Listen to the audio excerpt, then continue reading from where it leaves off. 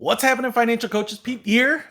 Hope you're doing well. Wanted to come to you with another video, and I wanted to talk about what my sessions are for. And I kind of identified that basically when people come into a coaching session with me, when clients, participants come into a coaching session and they want to sit down, there are really only 5 things that I'm trying to do in that session. Really, I mean, and the session is going to be usually one of 5 things. Now, I'm oversimplifying a little bit because anything can happen within the session, and sometimes we'll pivot, and sometimes we'll have to wear different hats and all that type of stuff. But really, there are 5 key reasons for that session. So I'm going to just quickly go through those 5 things because I think that will help identify the mindset that I think you need to be in, and that the mindset that we're trying to craft for that participant. Right now, again, sometimes they can go all over the place. Sometimes we can have one key thing, but some ancillary things. I don't want to get too much into the weeds and the hypotheticals, but I just want to kind of talk about generally why people connect with us. So first of all, it's figuring out the problem.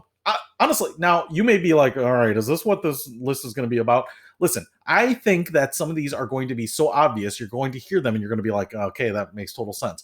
But they are kind of distinctly different. And that's why I bring them up and compartmentalize them different. So, number one, it's figuring out the problem. So, a lot of times people will come in, they will realize something's wrong, they will realize their budget isn't working, they will realize something feels amiss, they will realize they are doing the things that they've been told to do, but sometimes it's still uncomfortable for them. So whatever it might be, sometimes things will just be a mess and it's going to be very clear that they need help. But figuring out the problem, figuring out the diagnosis is sometimes what we do. You know, for us in the health world, right? If you aren't feeling well, it's not so much that you don't know that there's a problem, it's that you don't know what the diagnosis is, and that's really what they're coming to us for. Because once we have that diagnosis, now things start to make more sense, right? Now things, make sense of why we should avoid cucumbers or gluten or whatever it might be. But you can't really intellectually and strategically avoid those things, or not avoid things, or do more of certain things until you know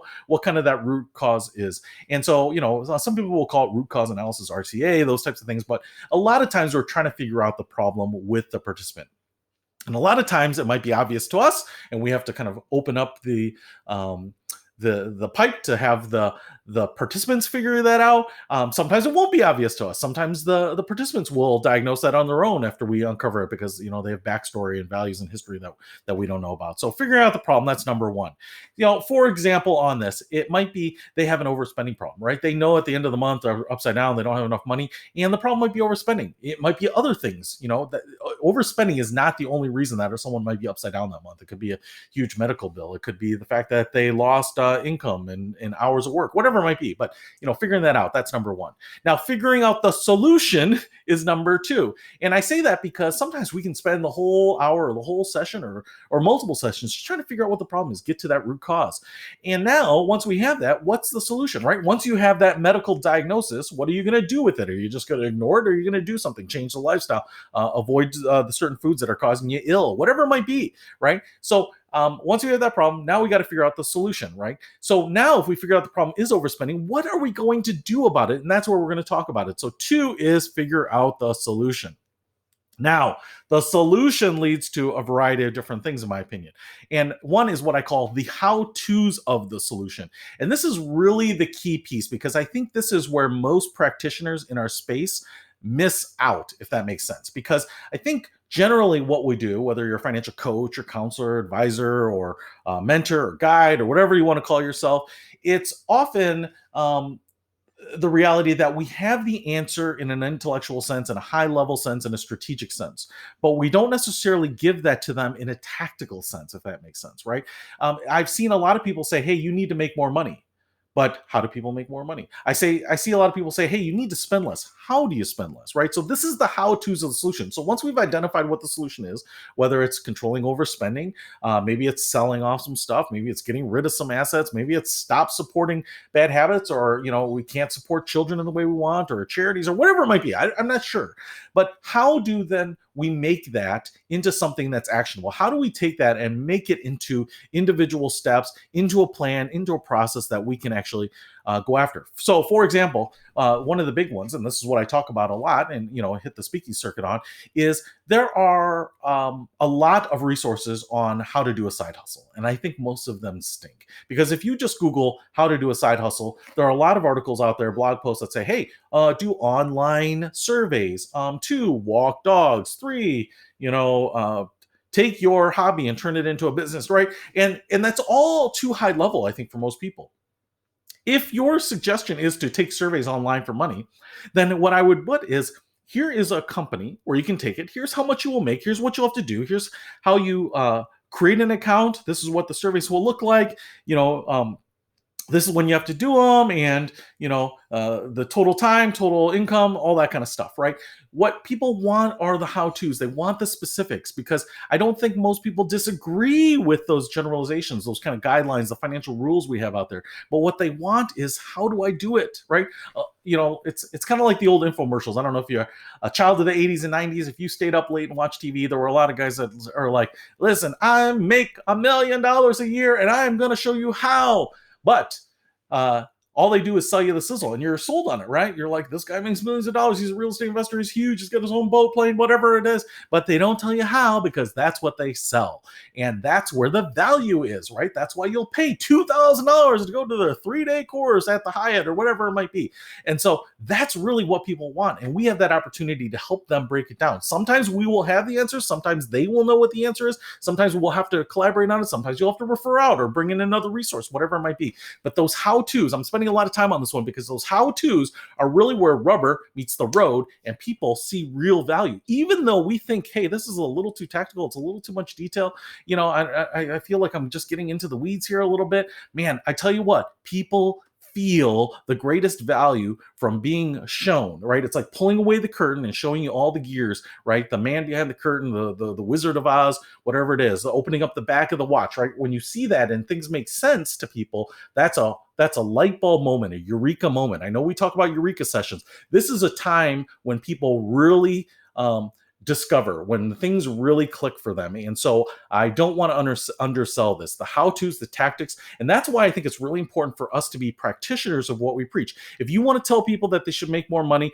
and do a side hustle, I'm not saying you have to go out like me and do all the side hustles and see which ones are different and how much money you can make and all that. But I would say do one, right? I would say, even if you don't need the money, go online and pick up a babysitting job this week. Just do a 3-hour or 4-hour stint of babysitting while someone's going out grabbing dinner and a show, and babysit their kids. And now you can say, "Listen, here's something, it wasn't bad. It wasn't a lot of money, but it wasn't hard work. It was fun being with these kids." I would say that, the really young kids are the most work, the older kids kind of do their own thing, whatever it might be, whatever it might be. Right? And this is how you want to get paid. It was easy through Venmo or PayPal, or, they just paid me with Zelle, or they paid with a check. These are things that you have to keep in mind. I deposited via the app on my bank account, whatever it might be. Right? Now you're adding these details, and those details really have a lot of legs. They have a lot of weight with people. So be a practitioner when you absolutely can. All right, number 4, how to force action on a solution. So now, let's say we've gone into the details, we've gone into the tactics, if people know how to do it, one of the gaps that's still often left is, how do I get myself to do it? Now I know intellectually why we're going to raise our income. Now I know intellectually how to get that side hustle. I know the steps to go through it. I know how much money I'm going to make. And yet there's usually this big chasm between knowing and taking action. Knowledge and action, right? And so what do we need to do to close that gap, get people to do something? And this is where I'm saying, how do we force the action on the solution? And sometimes just being an accountability partner for people, sometimes that'll work. I don't know that it always works, but it's better than nothing. And sometimes it will work. And there are things like accountability groups. You can actually subscribe for a few bucks a month to those. They're kind of pseudo good. But they're better than nothing. Sometimes you can just put something up on your vision board, a magnet on your refrigerator that says do something today, or take out the trash, or walk 1 mile, or whatever it is, right? But what do we need to do to get people to take the action? And this is really where the pure coaching comes in, because coaching is mostly a behavioral change discipline, right? So what do we need to do to help them get over the hurdles that are in their mind, get over the hump, get out of the inertia, the at-rest inertia, and take some action? And this is where it's probably going to be different for a lot of people. Maybe you can put an incentive out there, the carrot. Maybe you can put the stick out there and force them to do it. I've seen people write a check to an organization that they don't really believe in, but they know that $100 is going to go somewhere if they don't do something. So sometimes the stick can be as effective as the carrot, or sometimes even more. Maybe you can have both, or whatever, right? Maybe you don't even need that. Maybe it's just a little bit about, like, I'm going to call you tomorrow and ask, if you did this. Now, again, I am a little worried about being too hands-on as a coach, right? For me to own too much of the responsibility of the action and the process here. But sometimes you have to start that way. Sometimes you have to really take some baby steps, and sometimes you have to make it so that the barriers are as low as humanly possible, and then start getting your participant, your client, more invested in the process. So this is where it's going to be important to customize it. And I'm going to talk in another video about why we customize and we don't program as much in coaching, right? So we don't have as much formalized process, coursework, those types of things in coaching. So check out my other video on that. That's coming soon. All right. So once we figure out, hey, how did I get someone to do something? How did I get them to do it for themselves, and start that process? Then hopefully taking the next step and rolling that forward is going to be easier and easier. And the fifth type of session that I have is, how do we internalize the process? So if you've been around the coaching sphere, you've probably heard of the self-efficacious behavior that we're supposed to instill. What does that mean? It's a big fancy word for saying, hey, teach a man to fish, right? Don't give a man a fish. Give a man a fish, feed him for a day. Teach a man to fish, feed him for a lifetime, right? Aren't we trying to enable them with the skills and the processes and the techniques and the problem identification and solution creation, so that they can go out and then tackle the next thing on their own, right? So that they don't need a coach. I don't believe that people need coaches for their entire life. And part of my justification on that is, most people in the world, even most people in the United States, and even most people that are maybe in the core demographic of people using coaches, don't have coaches. The majority of people out there do not have coaches. Now, some have coaches they don't even realize, a mentor or a friend or something like that. But most people don't have coaches, and most people win at life, right? Maybe not most, but a lot of people get to retirement just fine and live fulfilled, and have a great life, and live in balance, and save money, and do all the things that we want, right? And maybe they could do it better with coaching, but maybe coaching wouldn't have done anything. Maybe some people have enough willpower, right? So how do we get people to that stage so I don't have to worry about what they're going to accomplish if I'm not around, right? How do we get them to internalize this whole process that I just talked about? Figure out the problem, figure out the solution, figure out the how-tos of the solution, and then catalyze action on it, right? Those 4 things, those 4 sessions that we just went through as a coach, I want them to take those 4 sessions and rinse and repeat on their own. And if they can do that, I have been successful. The most successful coaches, to me, are the ones that are quickly getting themselves fired because their clients no longer need them. Now, if the clients really saw value in them, they'll probably continue to use them, even though the value may not be quite as high as it was in the beginning. At least the real value, but the perceived value over time might stay there. So you may continue to work with these people over time, because they may need some tweaking, and may need a little reinforcement and some encouragement. But if you do your job right, and they start winning at life and smashing it at life and doing well, right? Maybe they don't need that help. They've got their stuff on cruise control. They're so quick about identifying the solution, or identifying the problem, creating the solution, taking action, and moving it along and getting these things done, that you're overwhelmed. You're blown away. You have some update sessions and you're like, man, I'm impressed with how much you've accomplished. I'm impressed with how much you've accomplished, regardless of the fact that you're balancing life, that you have a full-time job. I mean, I've had some of those. And that's why I also think, this is a little bit of a tangent, that if you're not embracing the FI movement, the financial independence movement, right, this is all about kind of building on to people that now have succeeded. For me, my coaching practices really focus on people who are in the FI space, right? So I don't really help people with budget and debt problems nearly as much as I used to. In fact, I don't have anyone right now that I'm working on budget or debt or spending issues. I'm only working with people who are trying to figure out how to get the next step, take the next step up, right? Thinking about diversifying their income or multiple income streams and stuff like that, because that's really where I get fired up, because that's also where I'm trying to live my own life too.